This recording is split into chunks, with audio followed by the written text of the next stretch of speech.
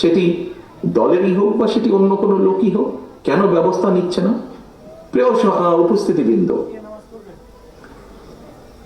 দেখুন, একটু আগে আপনাদের সামনে আমি তুলে ধরেছি বিএনপির প্রত্যেকটি, আমাদের যারা শহীদ হয়েছে সহকর্মীরা, তারা দেশকে যেমন দেখতে চেয়েছে, তার উপরে ভিত্তি করে আমরা প্রত্যেকটি বিষয়ে পরিকল্পনা গ্রহণ করেছি। কিন্তু একটি শব্দ প্রায় বক্তব্যে উঠে আসে, ষড়যন্ত্র। যা আগে বলেছিলাম 8 মাস 7 মাস আগে, তা এখনো বলছি। শুধু আমি একটা বলছি না, যারা বিবেকবান সচেতন মানুষ, দেশপ্রেমিক মানুষ, প্রত্যেকটি মানুষ বলছেন এই কথাটা। নতুন করে ষড়যন্ত্র আবার শুরু হয়েছে। একটু আগে আমি বলেছি বিএনপি তার অভিজ্ঞতার আলোকে বলেছে সংস্কার কোনটি উচিত হবে কোনটি উচিত হবে না, বাকি মতামত, কারণ বিএনপি দায়িত্ববোধ থেকে বলেছে।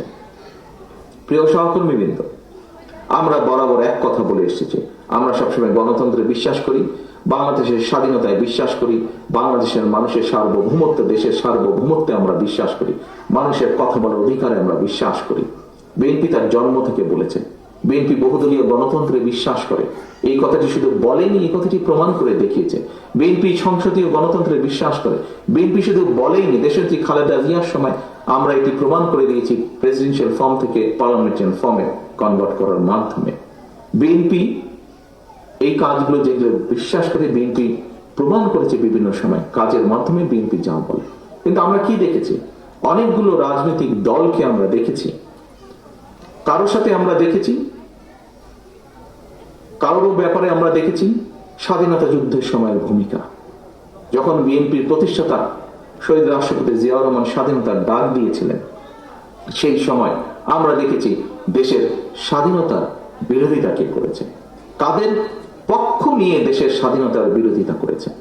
আবার আমরা দেখেছি কোন কোন রাজনৈতিক দলের সদস্য এই দেশের মানুষকে যুদ্ধের ডাক দেয়নি, বরং ডাক দেওয়ার দায়িত্ব তাদের ছিল, কিন্তু ডাক না দিয়ে আমরা দেখেছি সবাই মিলে গিয়ে কোন একটি দেশে লুকিয়েছিল বা আশ্রয় নিয়েছিল। কে ছিল এই দেশে? এই দেশের জনগণ ছিল। এই দেশের মুক্তিযোদ্ধারা এই দেশে ছিলেন, এই দেশের জনগণ এই দেশে ছিল। এবং সেই মুক্তিযোদ্ধাদেরকে যারা মুক্তিযুদ্ধ করেছেন, তারা বিভিন্ন সেক্টর কমান্ডারের অধীনে মুক্তিযুদ্ধ করেছেন। আজকে যদি বিএনপির অবস্থান থেকে আমরা বলি, আমরা কাউকে দেখেছি একটু দূরের একটি দেশের গান গাইতে, আবার কাউকে দেখেছি একদম প্রতিবেশী একটি দেশের গান গাইতে। এখন তো দেখা যাচ্ছে বিএনপি ছাড়া, বাংলাদেশ জাতীয়তাবাদী দল ছাড়া বিভিন্ন দল বিভিন্ন দেশের গান গাইছে বাংলাদেশে।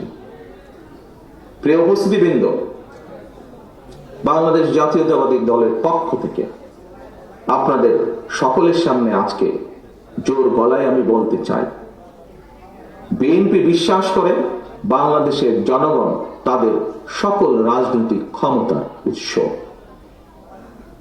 বিএনপি বিশ্বাস করে বাংলাদেশের অস্তিত্বে, বিএনপি বিশ্বাস করে বাংলাদেশের মানুষের স্বাধীনতা সার্বভৌমত্বে, দেশের স্বাধীনতা সার্বভৌমত্বে। বিএনপি বিশ্বাস করে এটি বাংলাদেশই হচ্ছে বিএনপির সর্বপ্রথম এবং সর্বশেষ ঠিকানা। কাজে আজ পরিষ্কারভাবে